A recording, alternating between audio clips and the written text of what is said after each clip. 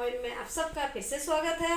मैं आपको पहले वीडियो में पढ़ाई थी संज्ञा के विकार के अंतर्गत वचन, लिंग, और आज मैं उसके अंतर्गत पढ़ा रही हूँ कारक।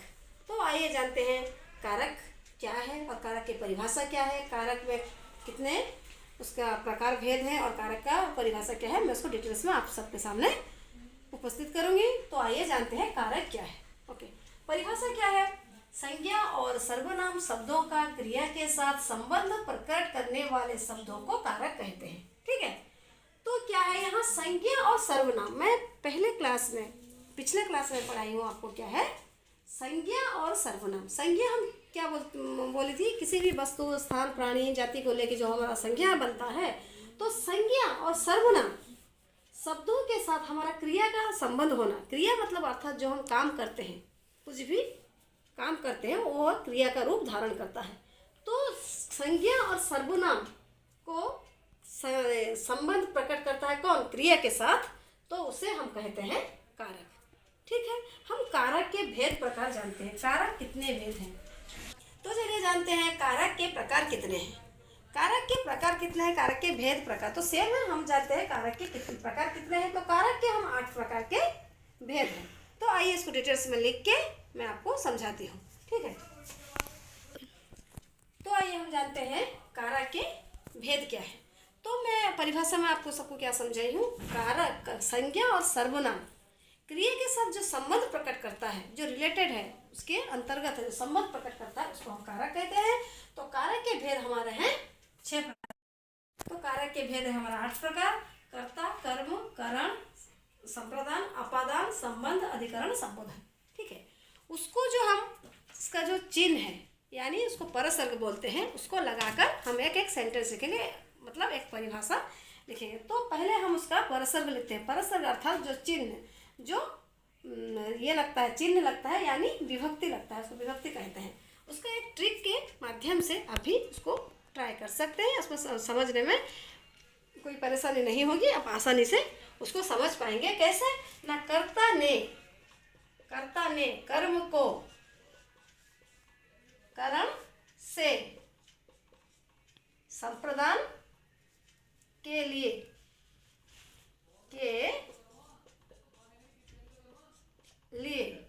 अपादान से अलग होना। तो संबंध का, के और की। अधिकरण में पर संबोधन अरे हाय। ठीक है, तो क्या हम लिखे हैं?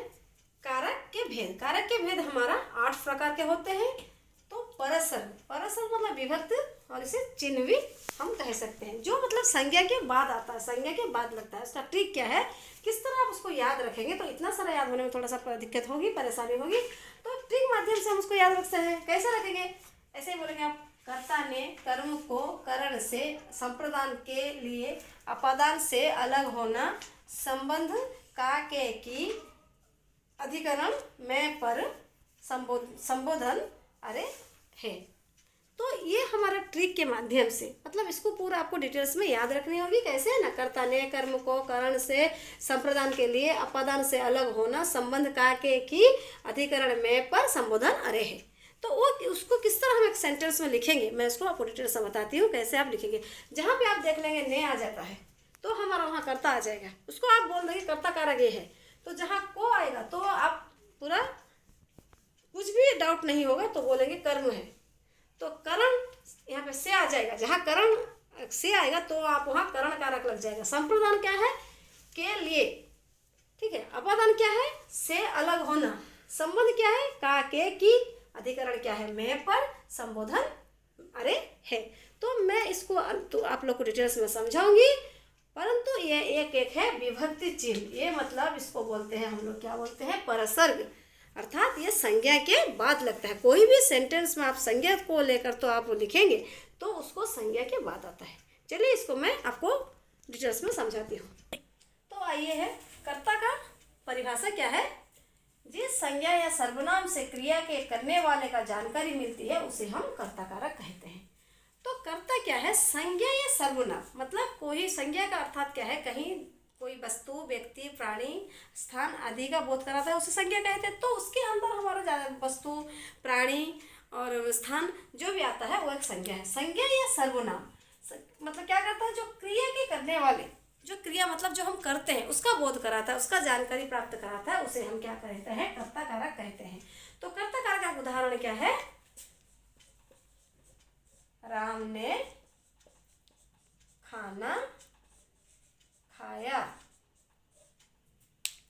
ठीक है, तो राम ने खाना खाया, इसको आप डिटेल्स में समझिए और उसको नोट भी करिए कि राम ने खाना खाया। मैंने पहले क्या बोली थी आपको, कर्ता उसका परशब्द क्या है, हमारा ने आ गया, कर्ता ने।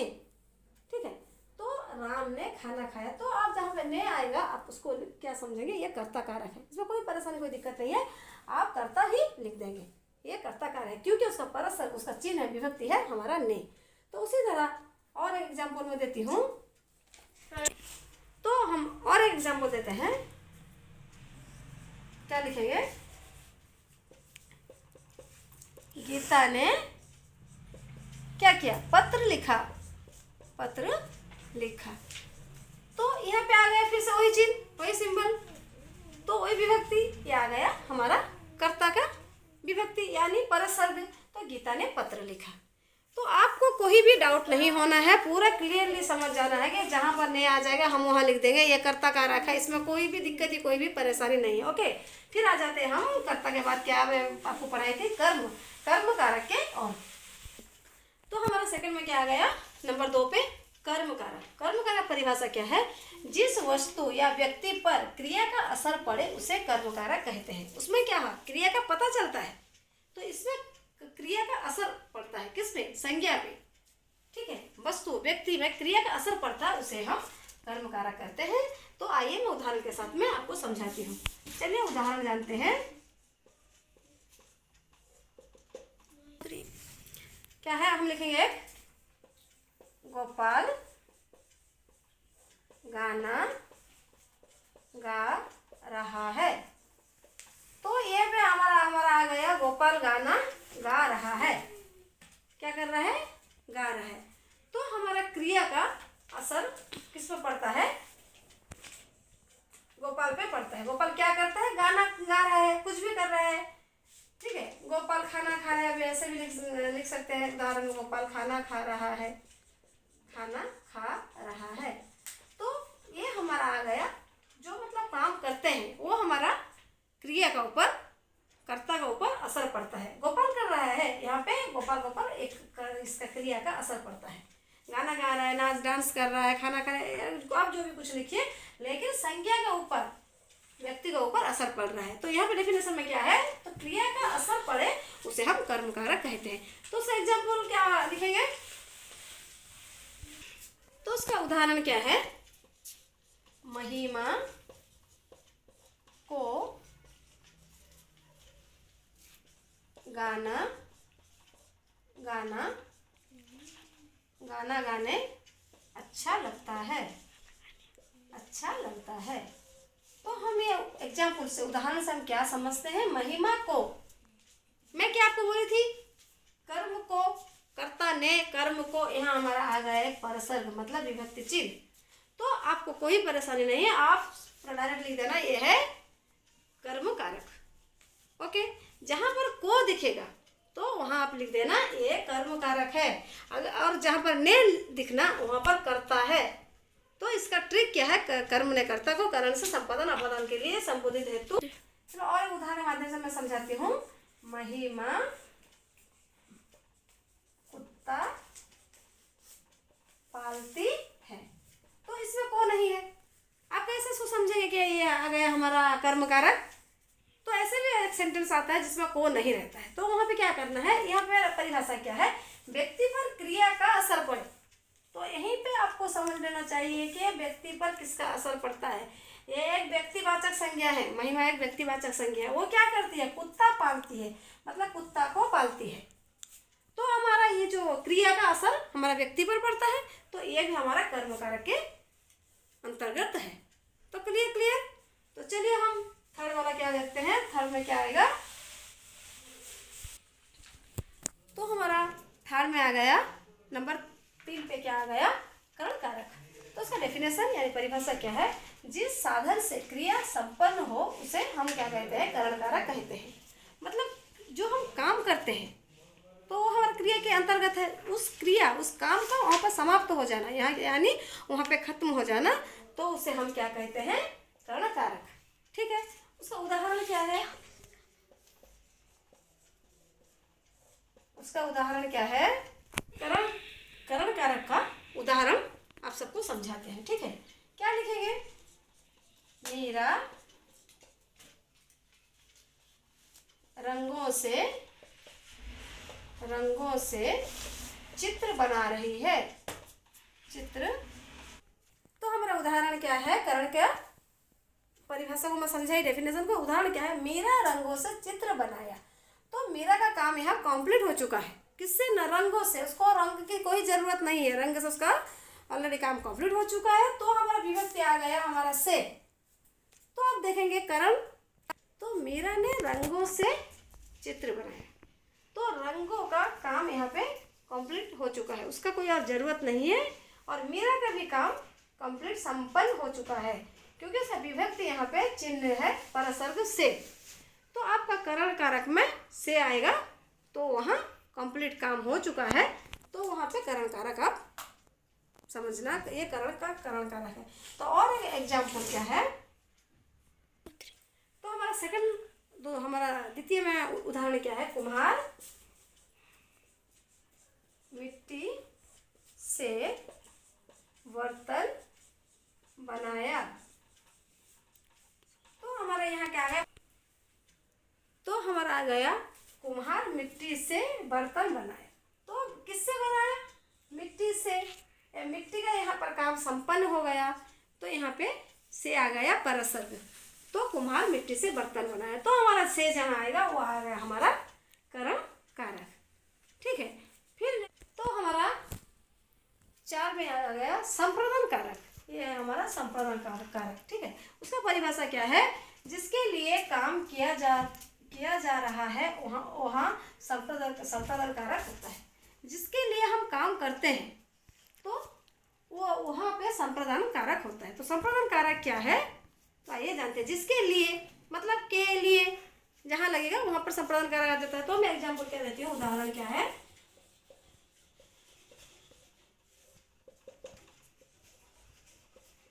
माँ के लिए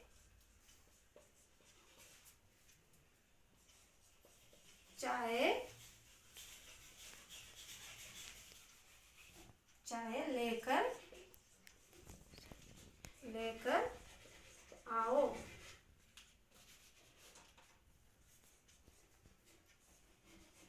ठीक है, लेकर आओ। यहाँ पे क्या होता है, तो हम किसके लिए काम करते हैं, हम एक चाय किसके लिए लेकर आते हैं, माँ के लिए लेकर आते हैं। तो यहाँ के लिए लगता है, तो माँ के लिए, हम माँ के लिए काम कर रहे हैं। तो यहाँ पे हम जिसके लिए काम कर रहे हैं वहाँ दर्शाता है के लिए, ये हमारा विभक्ति चिन्ह के और लिए। तो यहाँ आ गया हमारा संप्रदान कारक का परसर्ग यानी विभक्ति चिन्ह। ठीक है, और एक उदाहरण क्या है, तो दूसरा उदाहरण क्या है, शिक्षक के लिए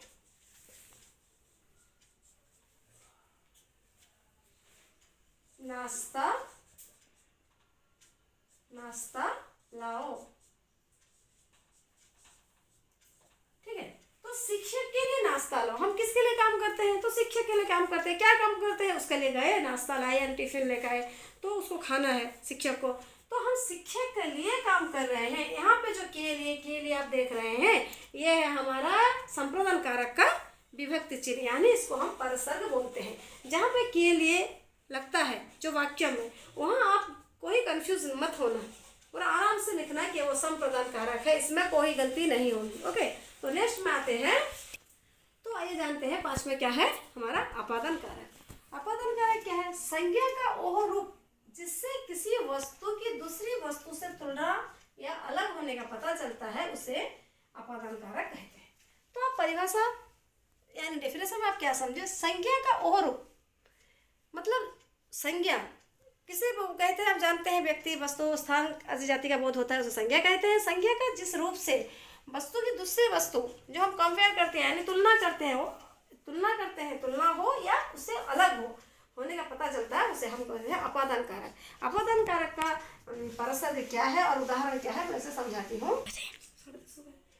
आइए जानते हैं अपादान कारक के उदाहरण क्या है। ठीक है, राधा मीरा से क्या है, लंबी है। ठीक है, अपादान कारक का क्या चिन्ह है, तो अलग होना से।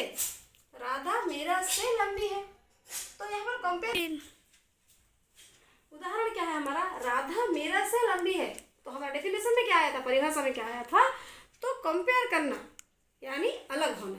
तो बस ये सेंटेंस क्या है, ये वाक्य क्या है, राधा मीरा से लंबी है। हम राधा को कंपेयर किसके साथ में कर रहे हैं, मीरा के साथ में। तो यहाँ से उपसर्ग है यानी से परसर्ग है। वो क्या है, राधा से मीरा लंबी है। राधा को मीरे के साथ में कंपेयर किया गया है, तो वो किससे लंबी है, राधा मीरा से लंबी है, वहाँ पे तुलना किया गया है।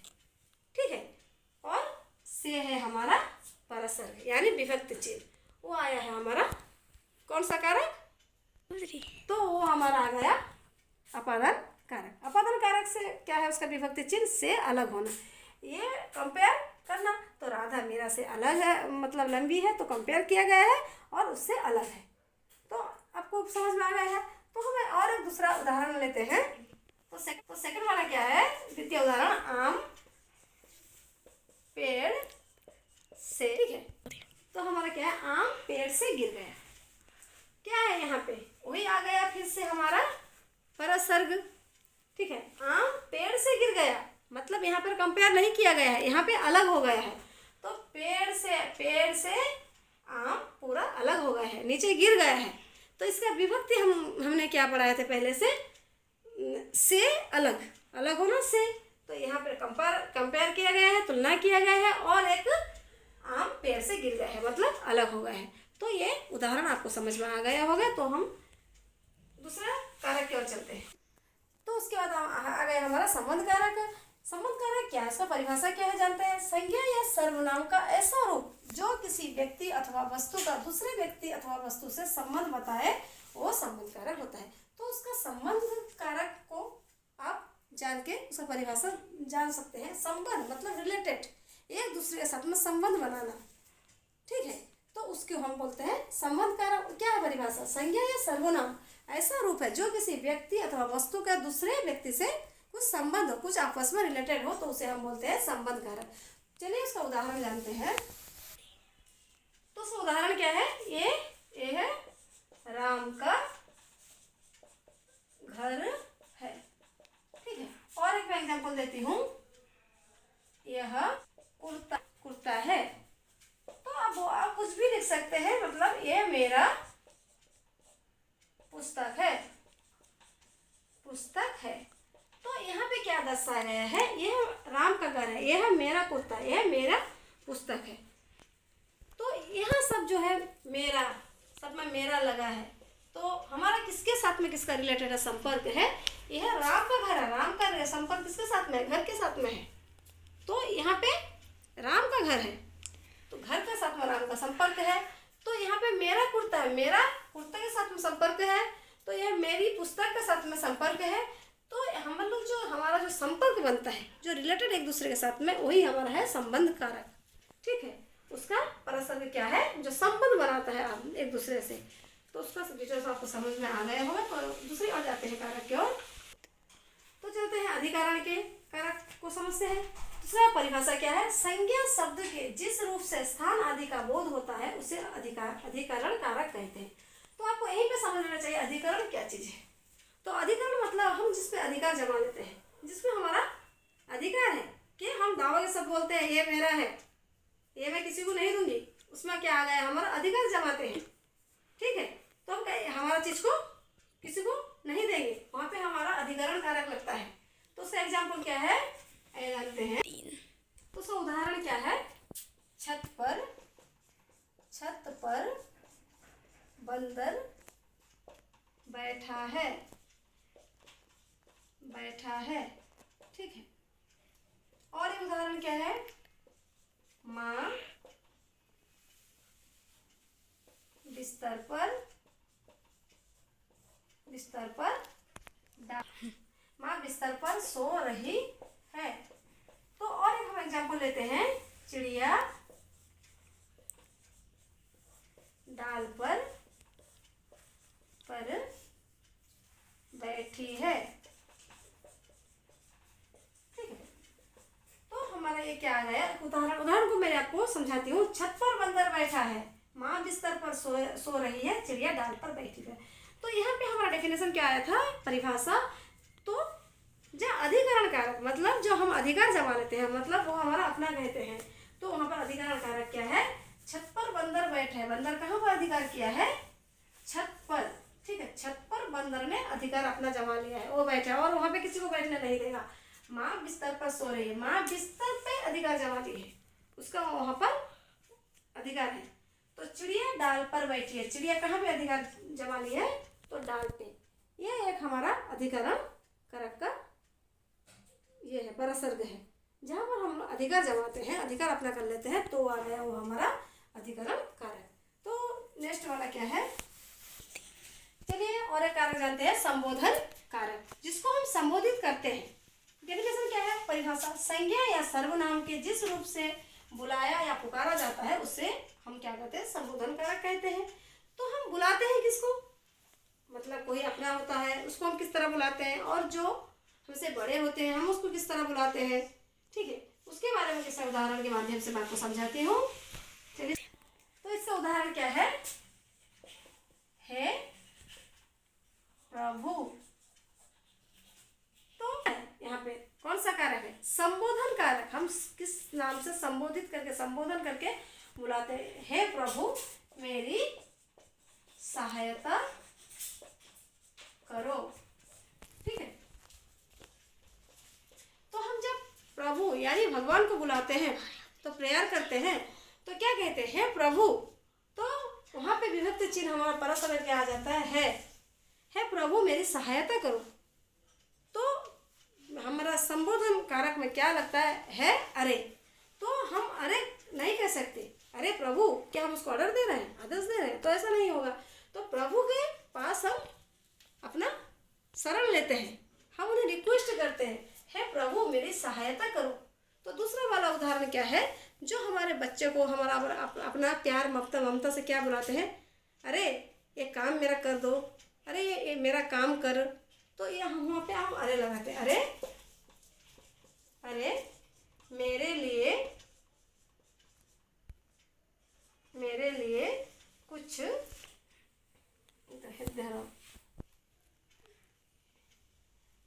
तो दूसरा वाला क्या है, अरे मेरे लिए कुछ खाना लेकर आओ। तो हमारा यहाँ पे क्या है, तो हम प्रभु के ओर जब बुलाते हैं, पुकारते हैं, उन्हें उनके शरण में आते हैं, तो हम कहते हैं प्रभु मेरी सहायता करो, मुझे सहायता दो, सहायता करो। तो वहाँ पे हम एक जो सिंबल आप देख रहे हैं विस्मय अधिबोधक चिन्ह है, ठीक है। ये जो सिंबल है बस यहाँ पे आप समझ जाना, ये संबोधन कारक है, ये किसी को संबोधित करके बोला जाता है। तो अरे यहाँ पे विस्मय अधिबोधक चिन्ह है, ये चिन्ह आएगा, ये चिन्ह के माध्यम से, ये विभक्ति के माध्यम से आप जानेंगे ये है संबोधन कारक है। क्या है, अरे मेरे लिए कुछ खाना लेकर आओ। तो एक माँ लड़का से बोल रही है, उसके बेटे से बोल रही है, मेरे लिए कुछ खाना लेकर आओ। तो अरे वहाँ पे लगा है, उसका बेटा है, उसका अपना रिश्ता है, उसका खून का रिश्ता है, तो उससे क्या बोल रही है, तो अपना है, तो अरे, ठीक है। तो हम प्रभु को जब बोलते हैं, हे प्रभु मेरा कुछ रक्षा करो, मुझे सहायता करो, जहाँ पर अरे आता है वहाँ हमारा कोई अपना है, कोई खास है, तो हम अरे लगा के हम संबोधित करते हैं। तो हमारा यहाँ पे कारक चैप्टर समाप्त हुआ है। तब तक के लिए bye bye, thank you and God.